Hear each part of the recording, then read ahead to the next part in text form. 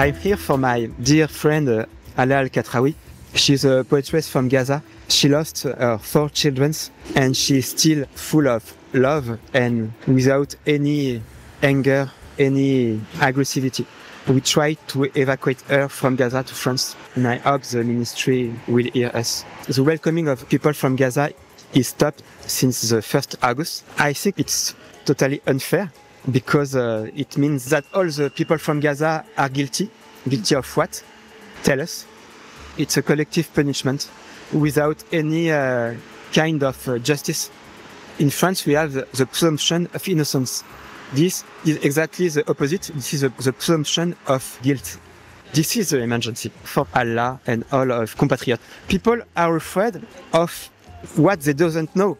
So this is what we are doing, to speak about the story of Allah.